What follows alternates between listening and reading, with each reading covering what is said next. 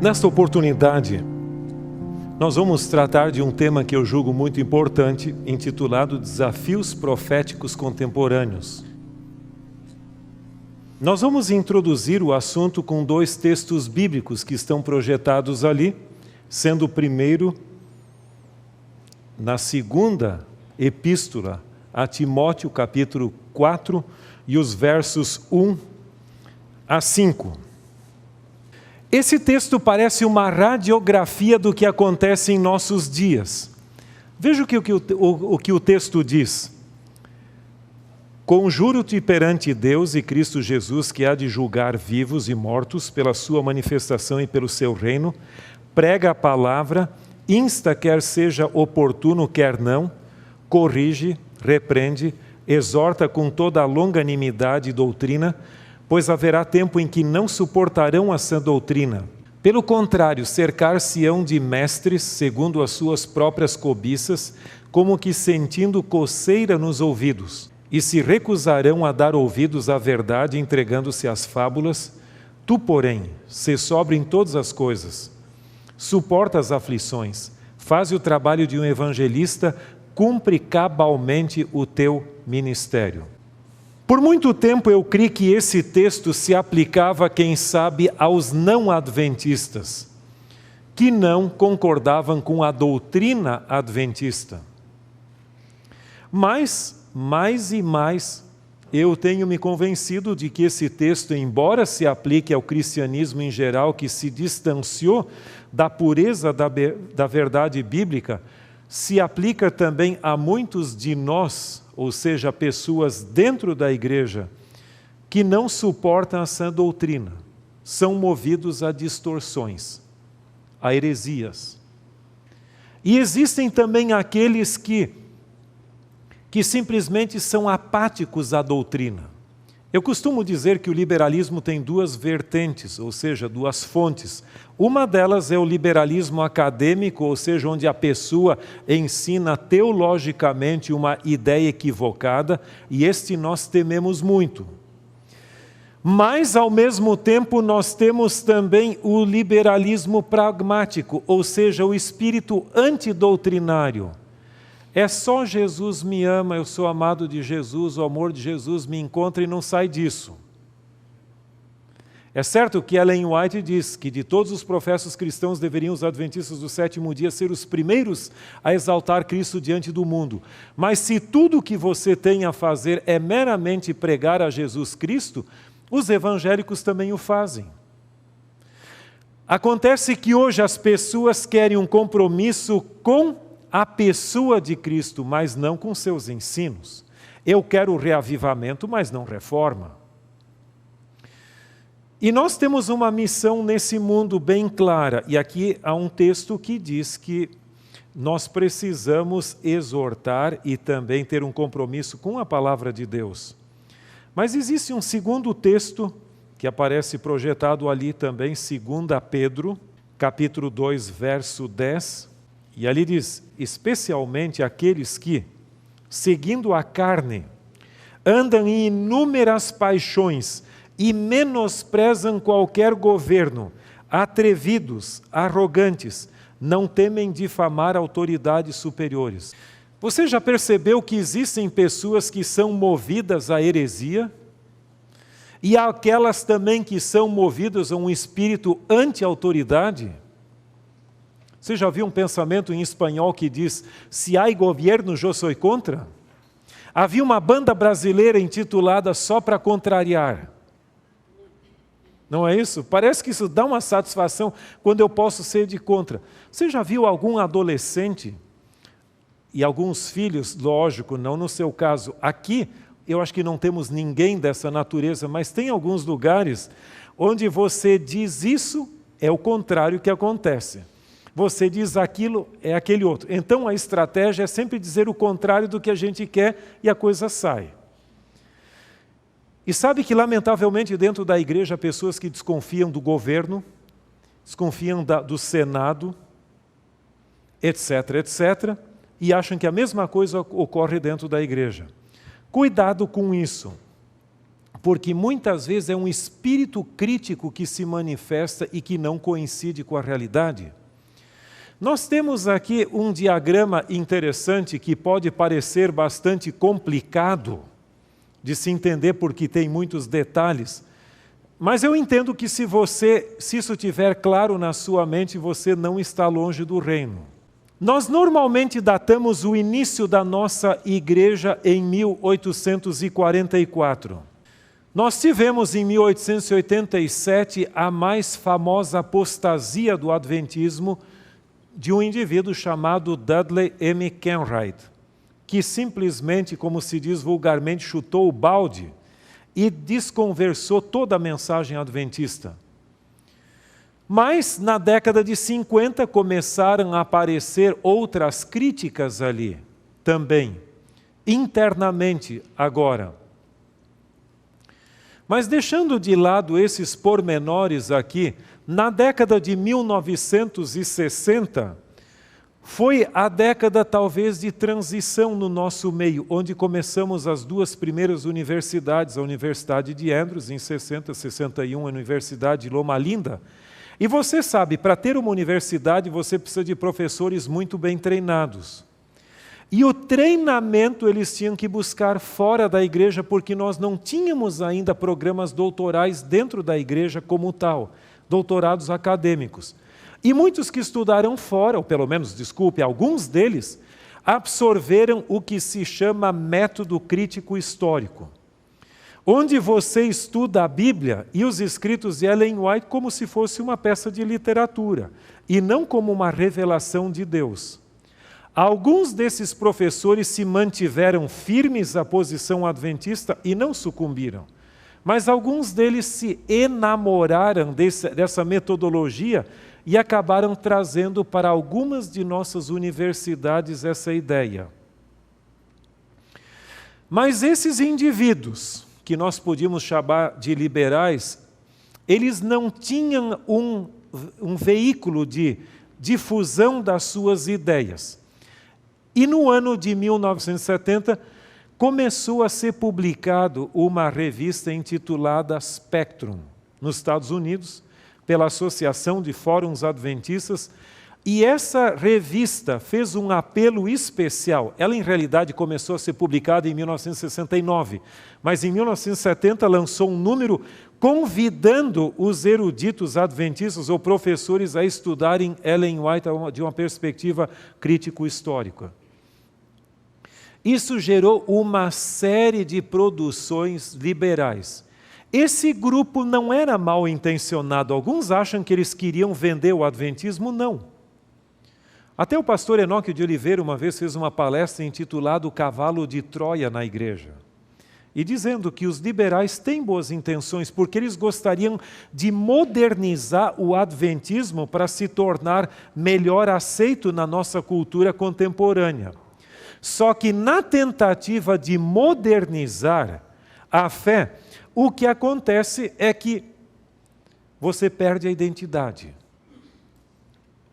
Esse grupo, a cultura contemporânea é a que comanda. O que é moderno é bom. Lembra que eu falei numa palestra anterior de que o que é antigo para alguns é bom e outros o que é moderno é bom. E esse grupo cria que o moderno é bom. Para eles, a cultura contemporânea é predeterminante. A autoridade da cultura, e eles têm excesso de contextualização. O que é contextualização? É a adaptação da mensagem a um determinado contexto onde você vive.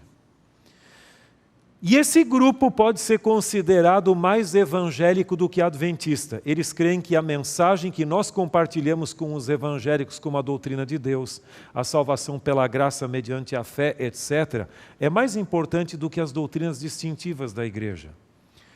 Esses 15 anos que se transcorreram entre 1970 e 1985, foram talvez os anos de maior desafio para nós como denominação, onde Ellen White foi criticado de tudo que é lado e não tínhamos respostas. Kenwright criticou a igreja, ele largou a igreja e criticou de fora da igreja, a igreja. Os nossos líderes queriam que ele ficasse na igreja, mas ele disse, eu não me acho mais na igreja, e saiu e criticou de fora. Ele conseguiu impacto entre o mundo evangélico, mas não dentro da igreja. Mas, lamentavelmente, hoje os críticos ficaram dentro da igreja. É interessante esse fenômeno, não sei se você já percebeu. O indivíduo diz que a igreja não presta, que a sua liderança é apostatada, que tem um monte de coisa, e no momento que você vai dizer para ele, veja, se a igreja é tudo que você está dizendo, realmente você tinha que largar a igreja. E você chega para o indivíduo assim, muito gentilmente diz, sabe, nós vamos facilitar a sua vida, eliminando o seu nome do rol de membros da igreja. O indivíduo fica tão furioso que até quer lhe bater. Se a igreja não presta, por que eu quero ficar? Muitos deles perceberam que se eles saírem, eles perdem o auditório. E dentro, dizendo que eu sou adventista, eles pelo menos encontram pessoas que os ouvem. E aí é o surgimento do liberalismo. Em função dessa linha liberal que surgiu dentro da igreja e se institucionalizou, pelo menos entre eles, não que a igreja oficial o aceitasse, surgiu uma reação. E em 1985 foi publicado o primeiro número em inglês de uma revista intitulado Our Firm Foundation, ou seja, Nosso Firme Fundamento, que até aqui no Brasil teve alguns números publicados com artigos interessantes, mas de vez em quando algum artigo assim um pouquinho belicoso. Esse grupo, o primeiro deles crê, esse do liberalismo, que tudo que é moderno é bom. Esse outro grupo acha que a igreja está apostatando e que tudo que é antigo é bom. Então temos que recuperar o adventismo histórico, lá do início. Para esse grupo, a autoridade está na história. Veja, esse grupo crê que a cultura hoje é determinante. O outro grupo crê que é a história antiga da igreja. Para esse grupo tem excesso de contextualização, ou seja, a adaptação da mensagem hoje. Esse outro grupo tem ausência. Não dá para adaptar a mensagem, é tudo como foi naquela época. Então, para aquele grupo, a tradição antiga é determinante. E esse grupo é mais adventista do que evangélico. Enquanto esse grupo aqui tende ao liberalismo, o outro ao primitivismo. Primitivismo é que tudo que é primitivo, tudo que é antigo é bom. Você sabe que esse é um pensamento hoje. No nosso mundo no qual nós vivemos, o mundo pós-moderno e a revolução tecnológica e cibernética deixaram o ser humano sem referenciais. E a pessoa quer buscar suas raízes. Você já viu quantos estudos genealógicos tem hoje para tentar encontrar as raízes lá de longe? Eu fui uma vez para Machu Picchu, no Peru, e lá você vê tantas pessoas místicas buscando o antigo, ali está a civilização original. No norte do Equador, eu estive uma vez ali, você tem uma população andina, não é com a fisionomia que nós conhecemos, mais pessoas de baixa estatura. E mulheres loiras europeias vão ali para turismo sexual, para tentar engravidar daqueles homens baixinhos, porque ali está a raça humana original não degradada pela civilização ocidental. Você percebeu como o primitivismo hoje é uma característica? E muitos hoje buscam o antigo. Isso não quer dizer que nós não possamos ser fiéis à mensagem que nossos pioneiros nos legaram, mas, por favor, fique com os acertos que eles tiverem e não recuperem os equívocos deles, senão eu também passaria a guardar o domingo, comer carne de porco, porque nos primeiros anos era isso, e comer ostras também. O que importa não é se foi advogado no passado ou não, tem fundamento bíblico ou não tem. Essa é a questão.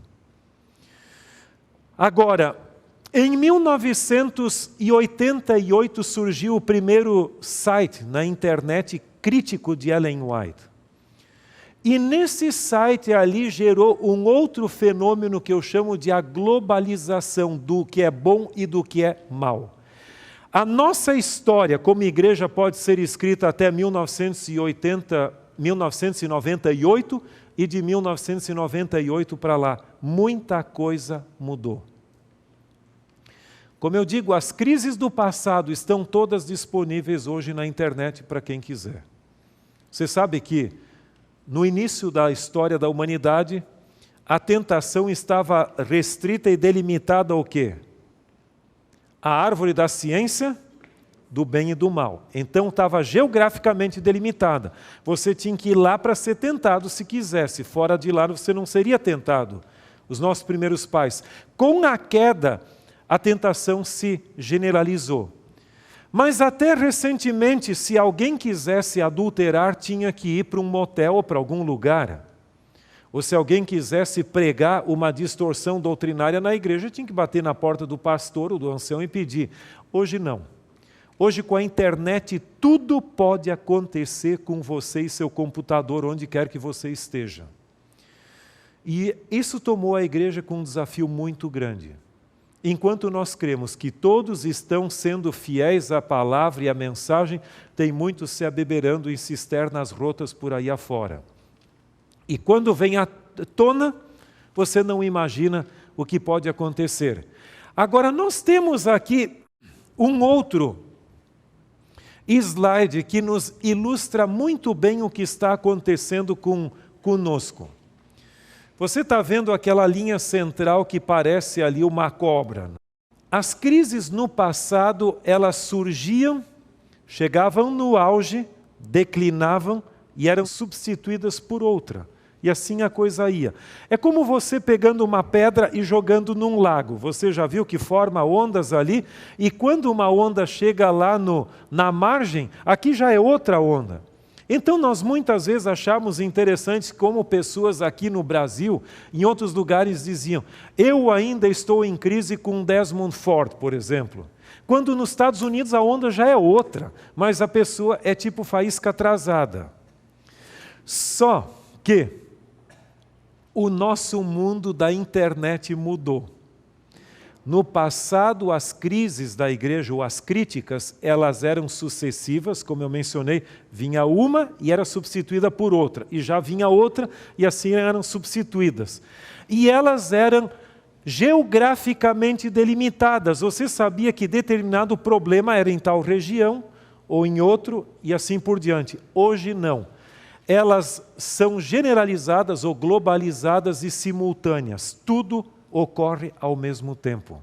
Porque a internet não tem fronteira, não tem barreiras.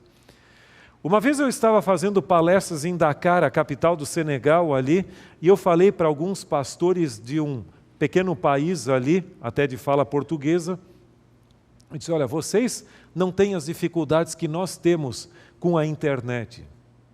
E aí o indivíduo disse, é nisso que você se equivoca. Nós não temos a internet ainda popularizada em nosso país como vocês têm, mas nós temos postos de acesso à internet nas cidades e vilas, a gente acessa tudo que vocês acessam, imprimem, tiram fotocópia e distribui. Você percebeu que o nosso mundo hoje não tem fronteiras, não tem barreiras mais? Então, hoje nós estamos vivendo num mundo bastante diferente do passado. Isso atinge a igreja quando nós estamos mais quase que fragilizados. Você sabe que no passado, para ser membro da sociedade MV, alguém ainda recorda do que significa isso? Dos missionários voluntários. O que mesmo? Missionários voluntários. Você é muito jovem. Com 25 anos você não deve saber disso, né? Mas veja, para ser membro da Sociedade dos Missionários Voluntários, você tinha que saber de memória a sequência dos livros bíblicos. Você teria que saber também de memória os 10 mandamentos, as bem-aventuranças, a promessa do Senhor, não se turbe o vosso coração. Você tinha que saber também o Pai Nosso, a oração do Senhor ali, também as 3 mensagens angélicas, etc, etc. Mas os tempos mudaram. E eu costumo falar para os pastores, se você pregar de um livro daqueles profetas menores, como, por exemplo, Sofonias, Ageu, Abacuque, dê muito tempo para os irmãos encontrarem o texto ali, porque fica de Gênesis ao Apocalipse, vem daqui, vai para lá e não acha o texto ali e vai, e finalmente deixa aberto no livro de Salmos para não dar na cara do vizinho que não consegue encontrar texto bíblico. O pastor Dwight Nelson, uma vez num sermão, é o pastor da nossa universidade, Andrews, eu ouvi ele falando, ele disse que os adventistas são especialistas no livro do Gênesis. Porque chega o dia 31 de dezembro e o pastor Paulo Zan, ele faz um apelo na igreja e diz assim, olha irmãos, nós precisamos nos consagrar e voltar a ler a Bíblia e fazer o ano bíblico ali. E a pessoa toma propósitos ali, faz de tudo e então chega em casa no dia 1º, 4 capítulos, ele lê. No outro, 3. E o dia seguinte, outros 3. No outro, 3 e assim por diante. Mas depois já vai minguando para 2, para 1, e finalmente tranca no livro de Gênesis e não sai do livro de Gênesis. Até que no ano seguinte ele de novo toma o propósito, agora é para valer, mas não sai de Gênesis. Então lê tanto Gênesis que se especializa em Gênesis, mas não no resto da Bíblia. Porque quando nós estávamos mais distantes da segunda vinda, nós estávamos mais poderosos, éramos mais poderosos na compreensão da palavra de Deus. E sabe que muitos evangélicos tremiam na base, quando encontravam com o adventista e o indivíduo dizia, eu sou adventista do 7º dia, porque sabia que tomaria pau, porque o adventista conhecia demais da Bíblia. E por que agora que nós estamos mais perto da segunda vinda de Cristo, nós estamos mais fragilizados? Eu creio que, lamentavelmente, o diabo tem uma estratégia muito bem montada para nos deixar fragilizados, para que quando os grandes acontecimentos ocorrerem, a gente tenha dificuldade de mostrar a nossa convicção e a nossa fé. Nós temos um texto sobre a sacudidura, onde Ellen White, no livro Evangelismo, página 363 e a 364, diz: a luz que me foi dada tem acentuado de veras que muitos hão de sair de nós dando ouvidos a espíritos enganadores e a doutrinas de demônios. O Senhor deseja que toda alma que professa crer na verdade tenha um conhecimento inteligente do que seja verdade. Levantar-se-ão falsos profetas e enganarão a muitos. Será sacudido tudo quanto possa ser sacudido. Não cumpre então a cada um compreender as razões de nossa fé? Em lugar de haver tantos sermões que não somam, né? Deve haver mais acurado estudo da palavra de Deus, abrindo as Escrituras texto por texto e procurando as fortes evidências que apoiem as doutrinas fundamentais que nos trouxeram ao ponto em que nos encontramos hoje, sobre a plataforma da verdade eterna. Muitos nos deixarão, mas nós precisamos de uma convicção e de uma base. Agora, nós temos um texto em 1 João capítulo 4, verso 1, que já lemos, mas podemos voltar a ele. E nesse texto nos é dito: amados, não deis crédito a qualquer espírito, antes provai os espíritos se procedem de Deus, porque muitos falsos profetas têm saído pelo mundo afora. Além desses grandes desafios que nós acabamos de mencionar, nós estamos enfrentando hoje problemas com falsos profetas.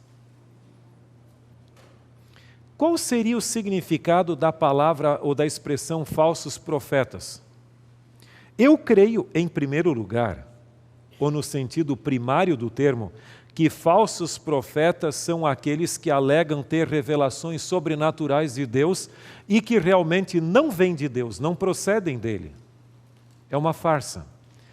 Mas eu creio que em sentido secundário, você pode se tornar um falso profeta ou eu, quando eu distorço a palavra profética. Em outras palavras, eu estou me colocando então, ou você, acima da palavra profética porque eu decidi distorcê-la, ou substituí-la, ou algo dessa natureza. Em alguns instantes apenas eu gostaria de destacar 3 grandes desafios contemporâneos que nós estamos enfrentando nesse particular. O primeiro deles, nós estamos enfrentando hoje uma onda de demonismo. Já ouviu isso? Vá uma vez numa videolocadora, não alugue, mas dê uma olhada nos títulos dos filmes que tem ali, ou dos DVDs. Que loucura! Quanto de demonismo tem ali e de satanismo! Dificilmente você vai encontrar um filme que seja neutro. Mas eu me surpreendi uma vez, eu não sou de assistir televisão, não tenho tempo para isso, mas às vezes quando a gente está muito cansado, um domingo eu peguei os canais e passei um por um para ver se tinha alguma coisa que podia ser de interesse ali por alguns minutinhos, e eu caí no programa do Gugu Liberato. E ele estava entrevistando o tal de maníaco do parque. Vocês ouviram falar nesse indivíduo que ali molestou e matou, acho que em torno de uma dúzia de mulheres num parque estadual em São Paulo? E aí o Gugu estava entrevistando a ele. E perguntou, fulano de tal, é verdade que você passou por uma experiência de conversão e hoje você é evangélico? Sim. Eu passei pela conversão e sou evangélico. E você está arrependido de ter molestado essas mulheres lá naquele parque, moças? Não. Ele se surpreendeu e perguntou de novo, mas escuta, deixa eu só refazer a minha pergunta. Você está arrependido de ter molestado essas mulheres? Não, eu não estou. Mas como, se você passou por uma conversão e é evangélico, você não está arrependido? Não. Eu não estou porque não era eu, era o demônio que estava em mim. Você percebeu que muitos, hoje, nessa onda de demonismo que nós temos no mundo, e sessão de descarrego, e sessão disso e daquilo, e tal, o ser humano não é mais moralmente responsável? Depois de assistir aquela breve entrevista, eu cheguei à conclusão que quem deveria estar na prisão era o demônio, não o maníaco. Meus amigos, nós somos moralmente responsáveis pelas nossas ações. Não tem essa história de demônio. O demônio tenta, mas eu permito ou não permito ele me usar. Mas hoje no mundo nós estamos enfrentando essa onda de demonismo. E uma coisa que está também andando por aí no mundo evangélico, que às vezes alguns leem e acham interessante, é a onda do que se chama guerreiros da oração. Não sei se você já ouviu falar.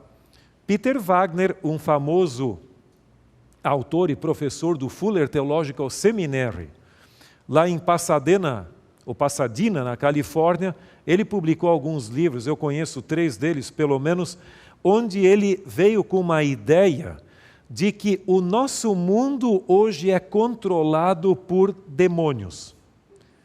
Tem um demônio que é responsável pela América do Sul, outro lidera, quem sabe, o Brasil. Um outro é o demônio que controla o estado do Espírito Santo. Outro que coordena a cidade, a Grande Vitória. E outro, sei lá, que bairro aí. Se você quiser evangelizar essa região, você tem que, em primeiro lugar, exorcizar o território, para que ele se torne receptível ao Evangelho. Não tem essa história. Jesus nunca fez isso, nunca expulsou demônios territoriais. Agora essa onda está por aí e pessoas se encantam, guerreiros da oração, que maravilha, que bonitinho que é. Nós estamos vivendo uma onda de demonismo da cultura. Em segundo lugar, nós corremos o risco também de algo que poderíamos chamar de predeterminismo. Como se Deus controla todos os aspectos da nossa vida. Eu recebi uma vez uma ligação de uma pessoa que queria falar comigo e ela queria ser tão dependente de Deus, essa mulher, que ela não tomava nenhuma decisão por mais insignificante que fosse, sem consultar a Deus. Ela pegava o ônibus na sua pequena cidade, ia para um bairro ali e dizia: Senhor, você quer que eu desça nesta parada ou na seguinte? Bem, se na calçada a primeira pessoa que eu ver for um homem, eu vou descer nessa. Se for uma mulher, então é na seguinte. Ela, para outra decisão: Senhor, você quer que eu compre tal marca de arroz ou aquela outra? Se eu no caminho até lá ver primeiro um gato, eu vou comprar tal arroz. Se for um cachorro, vai ser aquele outro lado. E ela estava numa angústia. Eu disse para ela: veja, eu creio que existem princípios que nós precisamos conhecer para que Deus pelos quais nós temos que viver, mas você sabe que Deus nos dá liberdade de escolha? Se você quiser vir com uma camisa, por que você colocou essa camisa azul aí?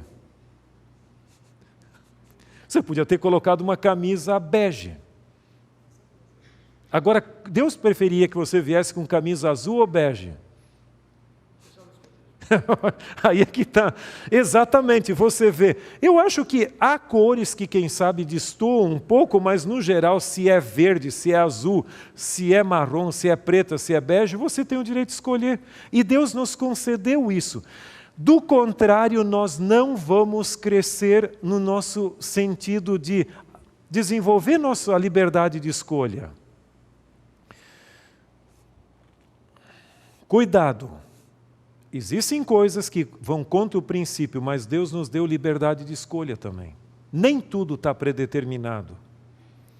Em terceiro lugar, por exemplo, eu escolhi esse terno que eu trouxe na minha viagem, não porque eu pedi um sinal a Deus, não, mas simplesmente porque assim eu decidi. Mas muitas pessoas hoje querem sinal para tudo.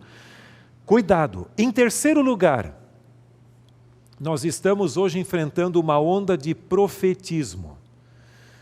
Eu tenho me preocupado com o número significante de pessoas que dizem: o Senhor me falou, o Senhor me mostrou, o Senhor isso, o Senhor aquilo. É lógico que Deus pode, em determinadas circunstâncias emergenciais, dar um sinal para você ou até lhe falar, mas virou mania. Não, o Senhor me disse que eu deveria ficar aqui na frente, não ali atrás. Que história é essa? Acho que não precisa disso.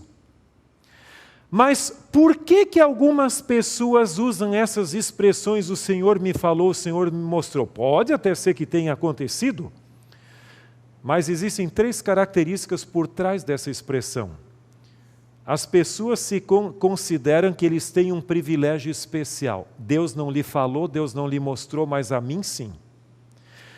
Em segundo lugar, autoridade espiritual. Se o Senhor me falou, acabou a história.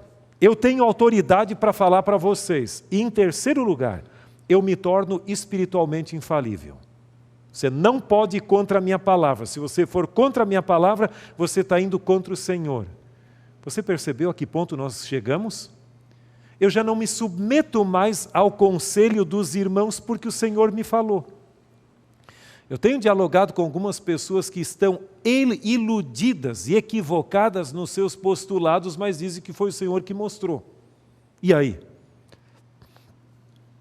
Para esse grupo, o fenômeno está acima da mensagem. Às vezes é coisa irrisória, insignificante, mas a pessoa alega que o Senhor mostrou.